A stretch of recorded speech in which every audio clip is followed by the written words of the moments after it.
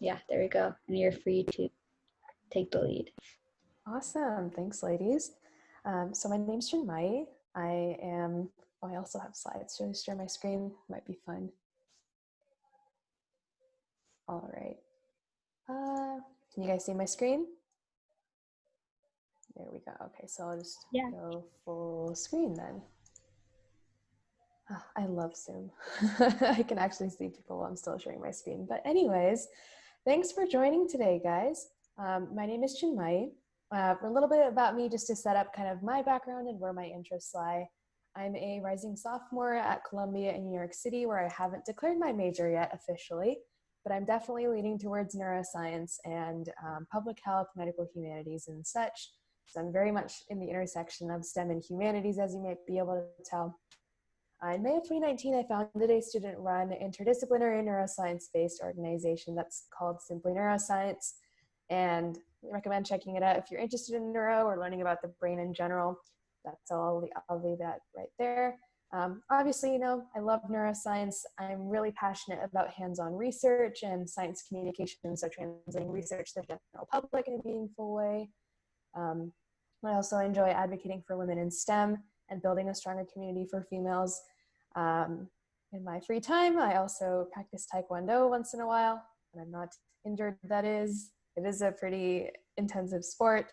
And I'm also from Northern California, so PST, woohoo. And if I'm not at home, you usually will find me gardening outside or exploring nature trails or something along that line. So I want to start off by just having a brief discussion about interdisciplinary science. And depending on, you know, if we're all available or if we're all able to unmute ourselves and just maybe say a sentence or two if we're interested about it. No pressure at all if you don't want to speak. I can give my own definition as well. But basically kind of speaking about perhaps maybe like, let's sum it up in like 5 to 10 words. What does interdisciplinary science mean to you? Maybe think about how is this different from normal science in that sense? And I see some of y'all turned off your video, sneaky, sneaky. So when we volunteer as trivia, you can just unmute yourself and say a couple of things, or you can type it into the chat even. That's a less intimidating way. Okay, I can just start. I feel like it's an intersection between science and like other subjects. I'm not that sure though. I haven't really seen the term before. Yeah, no, that's a great start though. Saurav here says science that involves multiple disciplines and perspectives. That's a great definition as well. Y'all are definitely touching on the fact that interdisciplinary means going between disciplines, so definitely nailed that one. Any other thoughts? Before, but I feel like it's something to do with combining science with something else, kind of what Kavi was saying. Absolutely, yeah. And do you guys have any ideas on why interdisciplinary science, like combining these multiple disciplines together, is important, or why do scientists engage in scientific discussions that go beyond their field? What does it add to science, really? Like if I'm a neuroscientist, for instance, which I am not, I'm a neuroscience student, not a scientist, and I'm having a discussion about defining life and what it means for a person to be living versus non-living, like human bodies versus a person. Why is me being in that setting, having that discussion, valuable, basically? It allows for scientists to take in more perspectives. Jenny, that is a wonderful answer. Definitely does, right? I mean, otherwise, I wouldn't really necessarily be taking time out of my day as a supposed neuroscientist to talk about a philosophical discussion, right? And how does that add to my own work in that setting? Well, obviously neuroscience involves discussions about consciousness, and, you know, like there's matters such as brain death. I mean, there's definitely discussions about ethics related to what subfield you are in. But these kind of discussions, you know, opening your mind to other findings and thought processes is really valuable. As Saurav says, problems can't be solved with only one view. That's absolutely essential. Most of you know, large companies especially, sometimes you see if they're related to if they're scientific based startups, especially in the sciences, maybe like biotech and such, you'll find that most of the times their boards and their leadership doesn't just consist of, let's have consistently everyone in pharma just line up and be in the leadership of this startup, but rather you're going to see people from multiple scientific backgrounds coming in, because it is a great way to encompass all of those, mutual experiences in the community, right? And pull that together. It garners you better expertise and such. And all of your thoughts so far have been really, really wonderful. This is perfect. So you guys already touched on indirectly on what interdisciplinary science is. It is a way of going outside the definite boundaries of each field, like neuroscience, for instance, and merging those boundaries, making those boundaries less clear in order to really foster better open science communication and acknowledge different perspectives in approaching our problems. So that's integrating everyone's points there. Wonderful job, guys. So I guess one of the next things to think about is, how come we don't really talk about interdisciplinary science much in early education? I mean, I think we all have inklings of the sort of kind of like, oh yeah, we subdivide ourselves into sort of STEM and humanities kids pretty early on. And you don't really find people who can truly integrate those two different aspects of their interests together, right? I mean, in high school, you often have the biology Olympiad club, you might have science bowl club or something like that. And there's a completely distinct group of students who might be involved in theater, for instance, or the band or the orchestra or such like that. So that's a big topic of discussion, honestly, in promoting early interdisciplinary science, is that how do we really bridge these gaps and encourage students to kind of put themselves outside of the labels of their distinct interests.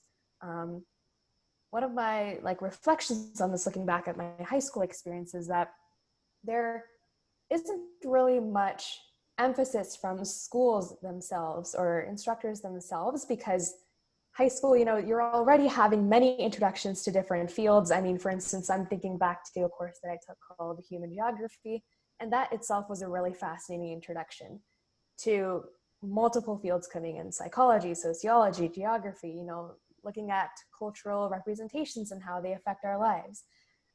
That was probably one of the only interdisciplinary classes that I took in high school. I'm thinking of the other one I'm thinking is maybe environmental science, just because it involves so much policy combined with, the life sciences and such. But maybe perhaps other than environmental science and human geo, I didn't really experience myself kind of dipping into various aspects of my knowledge or interest, right? It was always very much, the science department has bio and chem and physics, and that's a completely different way of thinking, or homework style. I tend to think of a lot of things regarded to homework in high school, right? So it's a completely different bubble from the social sciences department, right? And the big struggle in high school is, even if you're the type of person that wants to, go in this interdisciplinary route, promote that wider scale level thinking, the burden very much falls on you yourself to engage in this sort of personal development. So, skipping forward here. So I would say that I'm going to, in the rest of this session, I'm going to take you through a series of steps that I found are useful for thinking about how to go about integrating multidisciplinary science into your own lens, and sharing a little bit of tidbits that I found along my way and into college right now that I think may be useful, or perhaps sharing kind of pitfalls and such like that. I will acknowledge that interdisciplinary, you just heard me use multidisciplinary. A lot of those are used pretty interchangeably. I mean, inter meaning between or with, sort of, so it can involve neuroscience and psychology, and between them, multi is multiple fields coming together. So if you hear me using either of the two, don't fret. I mean the same. I'm referring to the same. Slightly different, but I'm not Google, right? I'm not dictionary.com. So that's the first part in this journey, is identifying your interests. I mean, I briefly touched upon how in high school you might find your friends in biology Olympiad versus theater or orchestra. So a lot of students are in the midst of discovering their interests in high school. And one way that students often find is a great way to go beyond their classes to explore a little bit is through clubs and student organizations, and participating in, especially because we're in the middle of a pandemic, would you look at that, especially participating in online events and seminars like such. And it's a really, I highly recommend, you know, going to as many different sessions and events in as many disciplines as possible within reasonable time frame, of course, because you never know what might spark your interest. And I say this very honestly in that, you know, I spoke about how an example defining life, like what is a human, living, non-living, human versus body. Well, that was not necessarily something that I was thinking about until I explicitly had the opportunity to do so in a formalized setting, in a workshop series, in a course or such like that. So sometimes, you know, we think that as humans, we tend to think that, oh, of course we have a pretty broad perspective already. But sometimes it does take an actual concrete push and an actual concrete way to express that and learn about that for it to spark and for the gears to start turning. So just a word of caution, you know, we assume that we have a pretty broad perspective at times, but you do still want to attend those kind of things. It does get your gears rolling. So even public health, for instance, I mean, I honestly doubt, this is, of course, COVID-19 was unexpected, right? But I doubt that I would have really spent as much attention to public health, dedicating as much time to learning about public health if there weren't a pandemic going on. Of course, you know, pandemic is obviously not something that any of us want, but it is making the most of the situation to explore a different interest, right? And of course, what is, you know, we're all learning about public health to some extent right now. What does that really do for us? I mean, if you're very much a techie kind of a person, you're very much a coder, a comp sci kid, and all of a sudden now you're learning about public health, perhaps you could design a prototype, a solution that could somehow contribute to public health efforts. I mean, all of the big, large scale ventures and different initiatives and solutions that we see now started from somewhere. It wasn't, you know, all of a sudden people got a PhD, got an MD, PhD, they're director of like a national institutes or something, and now they're an expert. No, it starts at very small scale levels. And as you explore on this, you know, starting level, it's so much easier to translate these experiences in the moment to those future circumstances when they arise. Obviously, you know, the public health experts of today, the way that they're going about multiple ways of approaching the pandemic and solutions, you know, PPE shortages, how do we keep people safe, right? Like sanitization methods and all that. All that involves not just one person with just a public health focus, but, you know, you're bringing in people who are directly in healthcare. You're bringing in doctors to the table. You're bringing in people who are working in lab settings who design these different chemicals used in these settings. You're bringing in people who talk about hydroxychloroquine and things like that, right? They're all very specialized areas, but they do all come together because of those interdisciplinary connections. So overall, TLDR of this slide is, I will acknowledge that it's never too late to explore, right? You can always keep on exploring throughout your life. But when you get started early, it just sets up the framework so much more better and so much more efficiently for you to develop more and more over time. And obviously, you know, like I remember one of my first experiences with coding did not really turn out well. Python and I were not the best of friends at the time, but I'm glad that I had that experience early on, quite a few years ago, because now I know exactly what Python is, right? I know what it can do. And the next time that I need to use it, then I can approach it from a different route. First time didn't work out so well. Maybe we'll go through it with a different means. So it is very much a trial and error kind of a thing, but it does set you up really well. So honestly, the knowledge that you have at any point will never hurt you and it will never harm you. It can only help you. So keep that in mind. Second is to do your research. Let's say, you know me, brain enthusiast. I love neuroscience. When I was really early in high school, I thought neuro was really cool. I kind of stumbled into it, actually. I was very much, you know, heavy. I like biology. I like learning about human anatomy, and that's kind of all I really want to do in life. That was me in like middle school, early high school. Stumbled across neuro just through coincidences, and realized that was honestly pretty mind-blowing, pun intended. And I could have only gotten more and more involved in it if I did research. And only research isn't like going to a lab and pipette some things and like that, but more so, going on to Google, looking at what's existing out there, finding out more information, and trying to get yourself most up to date on what's going on and different ways you can, get involved if you want to go in this route. So as an example, I think of, let's say, what should I be interested in this hypothetical situation? Let's say I'm really passionate about pharmaceuticals, right? And I'm like, I'm a 14, 15-year-old, I'm in high school. I just got exposed to this really cool article about pharmaceuticals from my biology class. And I think that'd be really interesting to learn more. I'm gonna go on Google, I'm gonna search in, maybe pharmaceutical companies news or pharmaceutical drugs. How do they do this? So you remember how in elementary school, we have the whole list of who, what, when, where, why, how, this and that, all that good stuff. This is a great place to put that into play. So you do want to approach that from all those perspectives. It's kind of like, okay, so how did pharma kind of come about and what is happening right now? I mean, a lot of times in the news, we talk about the negative light of pharma, right? Like big pharma, scary opioids, everything is going on. Well, you might want to read about the history of how that came to be. Like, why is it so wacky right now? Like, what is the positive side of pharma? Is there a positive side? Things like that.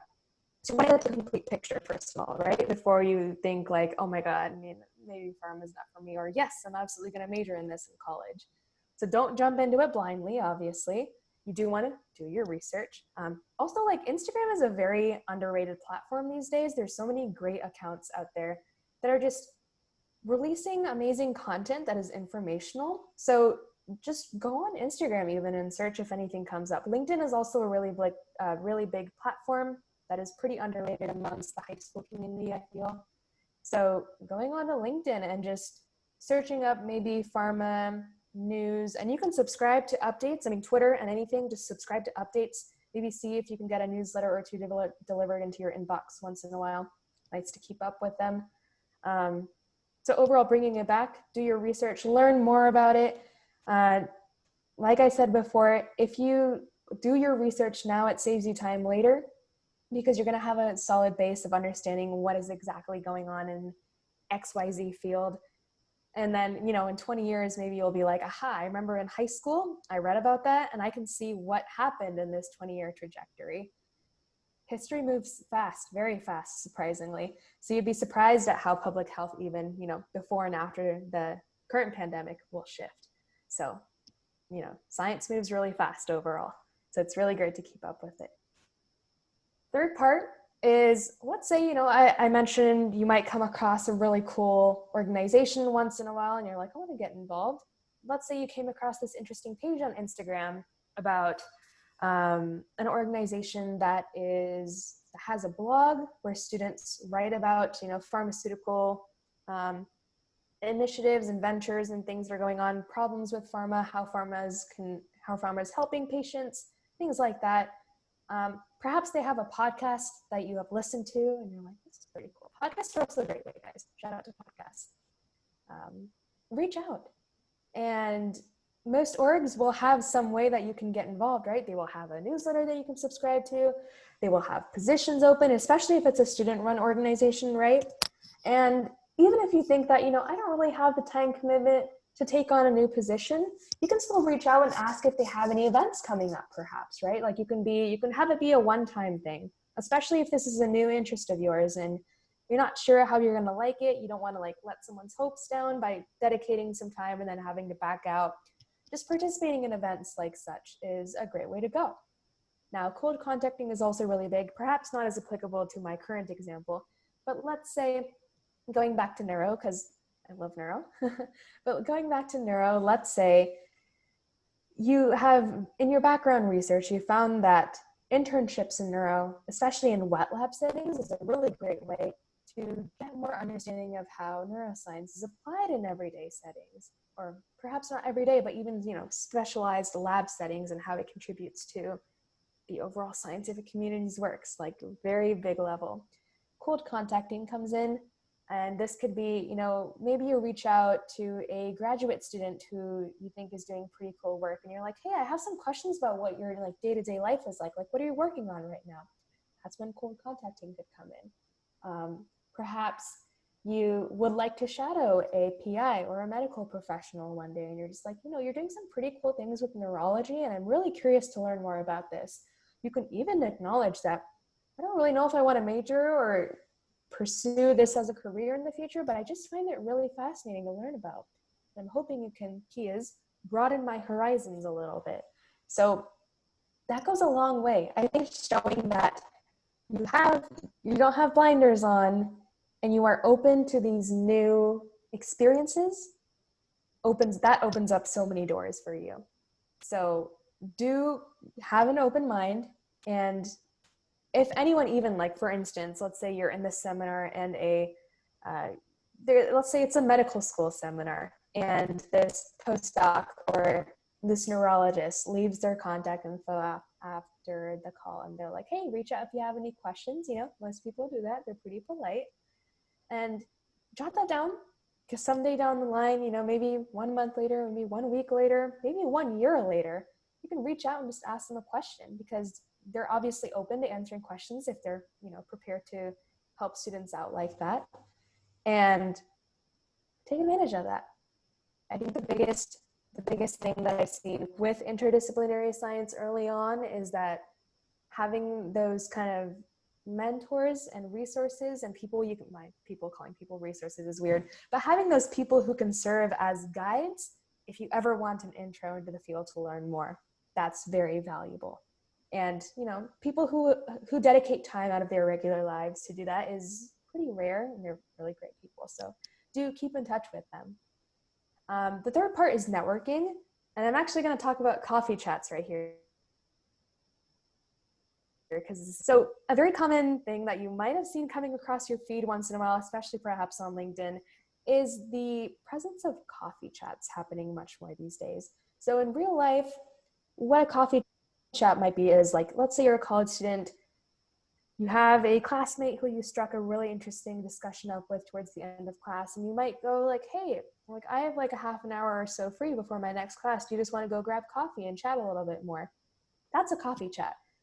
If you're working, you actively have a job, and you might take like a 10 to 15 minute break, then you might just go grab a coffee or tea or water or whatever with your coworker and have just a chat that goes beyond just your work duties or your school duties or something like that. And now, what can you get out of a coffee chat? Oftentimes, well, you might know some things about that individual already, right? Like, you're obviously working with them, you know them on a surface level, but oftentimes we don't actually get to know about their in-depth experiences or backgrounds or interests until we sit down with them and just have a free-flowing conversation. So as an example, I recently had one of my new LinkedIn connections just reach out and say, hey, like I'm actually just like slowly getting into neuroscience at the moment. I would just love to have a virtual coffee chat for a few minutes, like 10 to 15 minutes is usually target time, and just chat more. And I was like, heck yes, let's do this. And so that 15-minute coffee chat actually ended up going for almost an hour. It was a very natural, free-flowing conversation because we were talking about our interests. It wasn't necessarily, there was an agenda of items we needed to talk about, and this is what's going to get done. Nothing like that, right? It's just a call to expand what you know about their expertise and share your own experiences with them. Sometimes, that conversation itself can help you reflect better on your own experiences. So from this one call, for instance, I learned about moonshot startups. I learned about deep tech, had some discussion about big pharma and things like that. So normally those are things that I would have not taken time out of my day to go and actually spend time and invest into researching it. So also going back to the point where I kept emphasizing doing your research, talking to these kinds of people is also a great way. It's another form of doing research too, because they present even a more personalized kind of background info, I would say. Google search is pretty cold. It's like, here's all the info. But when you talk to someone about it, you get to hear their own human perspectives on it. And whether they think it's been good, bad, pros or cons, maybe my friend was telling me about like deep tech, what he likes about it, what he doesn't like about it, and things like that. The other day I had a call about UX, UI design and graphic design and marketing, things like that related to that I know nothing about. But it really opened up my mind to think about how graphic design influences so much of our perception. And I mean, I'm a neuroscience person. I just realized that day that I'd never really thought about how graphic design influences people's decisions, whether they're going to click on that post, whether they're going to actually read through the content, things like that.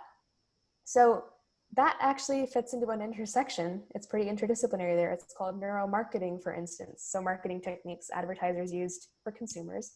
But look at that. That's interdisciplinary right there. And it doesn't, interdisciplinary is not something that is very disjoint from our lives. It's something that most of us engage with on a daily basis, but don't realize it.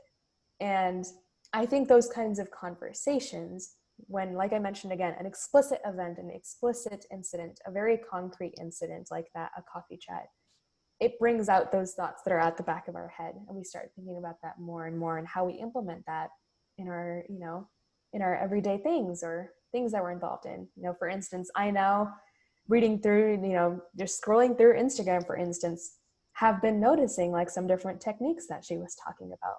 Would you look at that? Would have never thought about that. So just goes to show how much even the people interaction can add to interdisciplinary science. And also, just to reiterate, or highlight the point that interdisciplinary science is not something that just happens on paper, right? Or in, very formal board meetings, but it is every day, and it is dependent on the people that, science happens through, because science at its heart is people and it affects people. So something to keep in mind there. Another point is to be super flexible and keep your options open, keep your mind open, right? Like we chatted about, and I mentioned this before, but why the flexibility? It's because sometimes, and especially I've seen this a lot in college, you'll go in with a very fixed mindset of, okay, I want to go to medical school. I'm going to major in neuroscience. So I'm going to go do XYZ club and go find XYZ internship. And that's about what I'm going to do because I think it's going to get me to where I want to be. No, that's not how it works. I personally have found that my interests have definitely shifted a lot in college. You know how everyone says like it's so common to switch majors and shift your focus in college? It's very accurate. Most of my friends, 1 or 2 shifts in their major, very common. So it goes back to, again, the point that it's important to leave some flexibility in your life because we're obviously not robots, right? Along the way, we will discover new things and you might want to go, explore it. It's kind of like the principle of when you are subscribed and you're like very regularly watching, 10 different shows on Netflix or YouTube. And then all of a sudden you just hear about this new show and you're like, dang, I really don't have the time to go binge watch an 11th show right now. But I do think it's really interesting. Well, what do you do in that case? That's just limiting yourself, right? You're not going to be, it's disappointing to be like, oh man, I don't really have space for this. So it's important to go into it knowing that you should have some flexibility, whether that's just some time to think about it more. I mean, some people I know are just like so, overflowing to the brim with responsibilities and such like that. And it is difficult to sit down and just enjoy those kind of reflecting conversations and such. So do just chunk out time in your schedule. I know a lot of people who every week they will just chunk out a 30-minute segment to have a coffee chat with a new person. One of my LinkedIn connections has a thing where she aims to talk to at least one coffee chat each week with a new person during all the pandemic, as long as, takes to go back to school in person again and such like that. So chunking out time to just think and have those new experiences, super valuable. So with that, that sort of ends my concrete presentation as there. I will stop sharing my screen. Also, here's my social media info. If you ever want to get in touch, if you ever have questions or anything, I'm hanging out in the Slack workspace, so you can find me there. I will stop sharing my screen. There we go. We can all see each other's faces again. Thank you so much for that presentation. Yeah. Thank you. Absolutely. Does anyone have any questions, any thoughts that came up? I'd be happy to stay in chat. Yeah, please. If you guys have questions, just ask in chat. Or unmute yourself if you're not shy. Thanks, Sarah.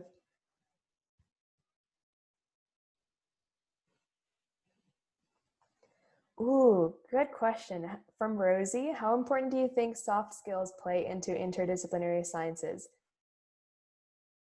Nailed it on the head. Soft skills are incredibly important because there is so much communication, especially that happens when you take professionals from various backgrounds, put them together in a room, and you just, talk about innovative solutions. And I think hackathons, especially, right? Like hackathons, ideathons, competitions where you're working with a group to solve problems together and develop these prototypes or solutions.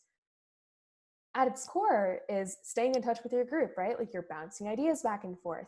You're speaking with them, right? So soft skills, communicating, you're chatting over messages, emailing, all of those skills. You're staying in touch afterwards too, right? Networking.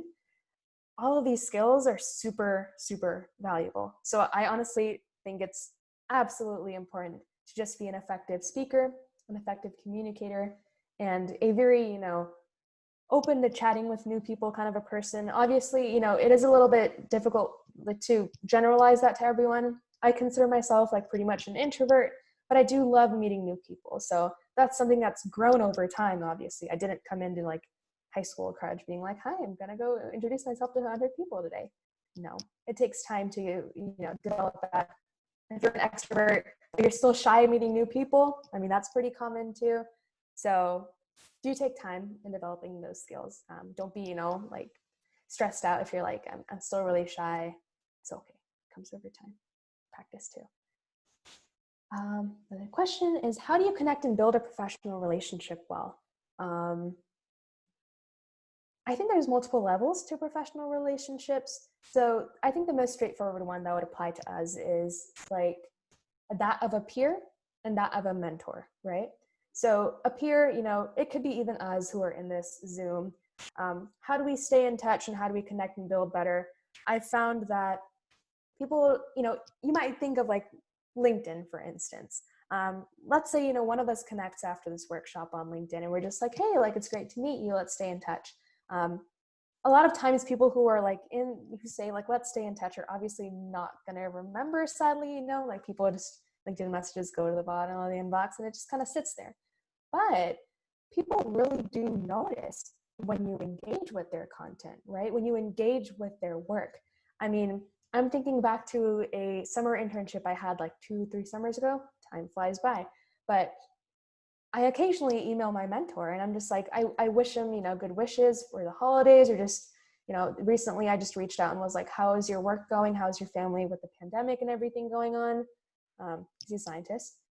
And that was like, that's all I really need to keep in touch. And I value that, the small interactions even are really great.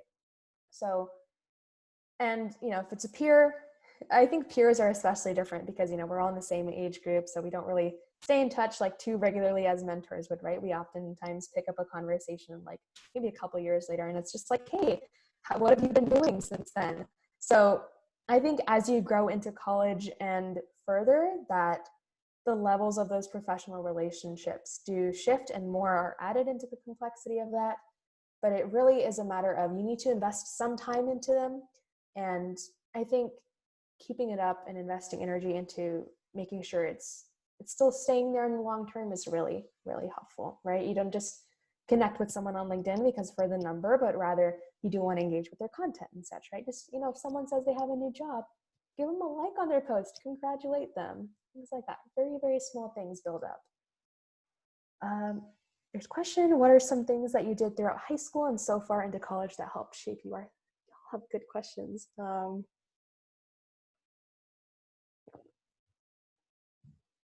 Throughout high school, man, I wanted to cheat and say like on the edge of finishing high school. Throughout high school, I would say is, so I started Taekwondo around 7th grade. And I mentioned that I did Taekwondo a little bit at the start, but, and it seems so minute, right? It's just like a hobby. It's, it's sport, art form and such. Like I go to the studio twice a week and that's kind of it, at least on surface level, it seems like that. But if you dig a little bit deeper, and I'm going to do the digging for you, obviously, but those interactions that I had with my friends over the years, I mean, we basically grew up together for a solid 5-6 years, right?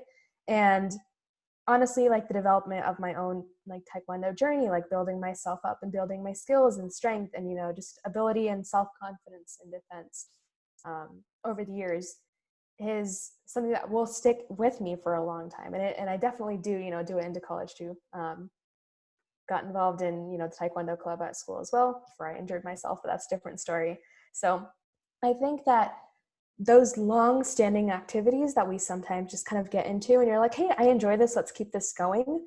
Those oftentimes when you look back are the ones that had a very large impact. So trying to think about like concrete ways it shaped me, I just think that it was the starting point for a lot of later opportunities. And it was not specifically because Taekwondo opened doors like in that way, but rather the skills that it gave me opened doors in that way. Whether it was public speaking and leading a class at the studio, whether it was asserting myself or, you know, volunteering myself to be the first one to demonstrate a pumse technique or something like that. Those translate really well. In a collaborative environment, how do you overcome challenges and conflicts? Ooh. I think the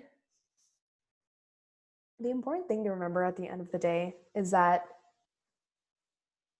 one conflict does not define your entire relationship with a person or a colleague, unless it's like insanely, you know, over the top, overboard. You're just like, oh my gosh, like I don't really see what's going on.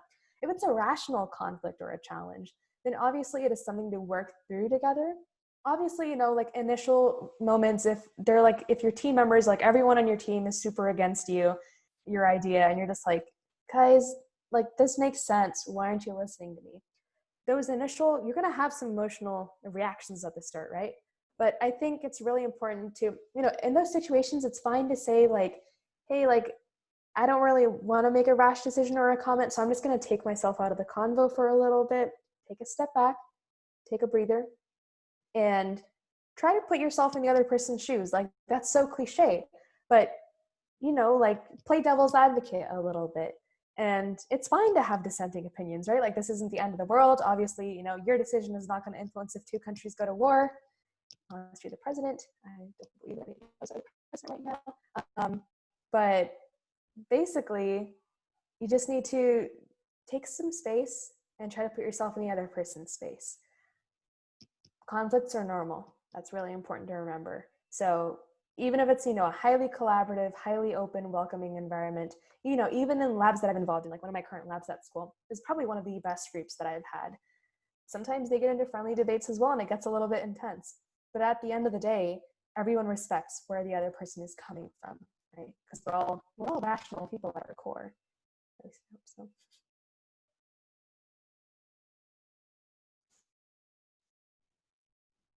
Pretty solid questions, y'all. I think these are some of my favorite questions that I've received. Making me think. I like that. Any other questions? Put me on the spot. Let's do this.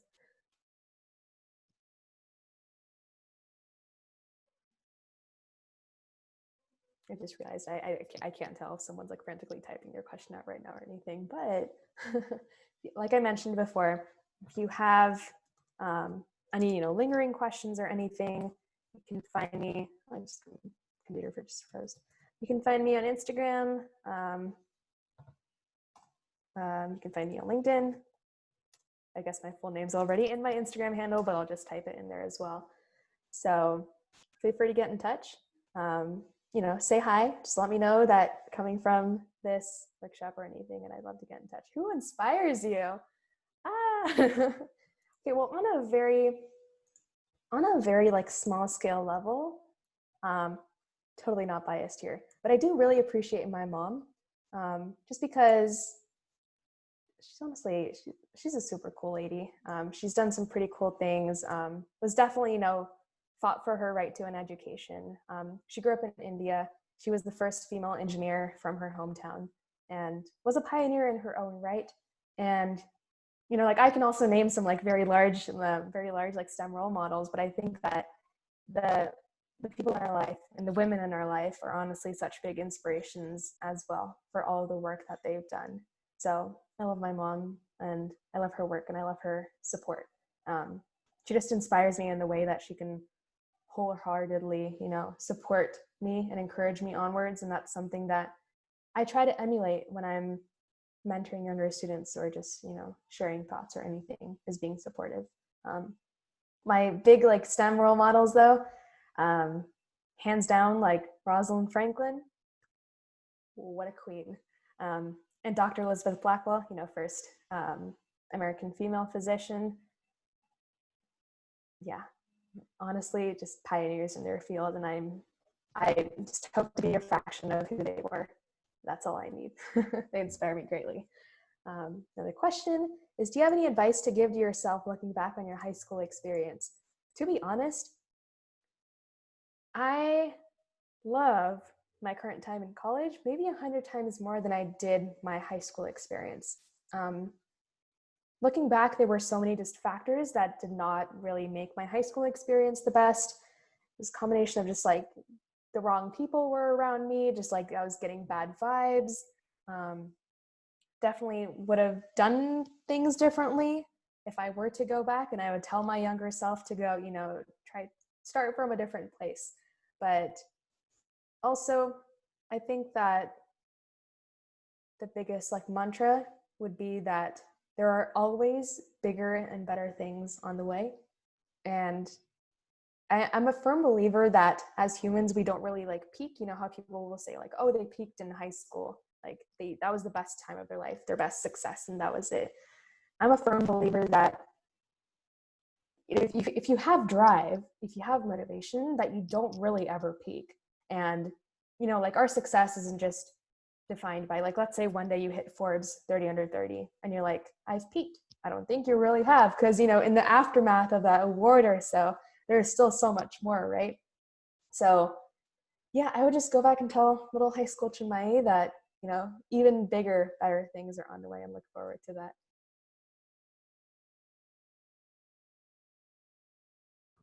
Thank you. I think if that's all for questions, we'll wrap this up and end the recording.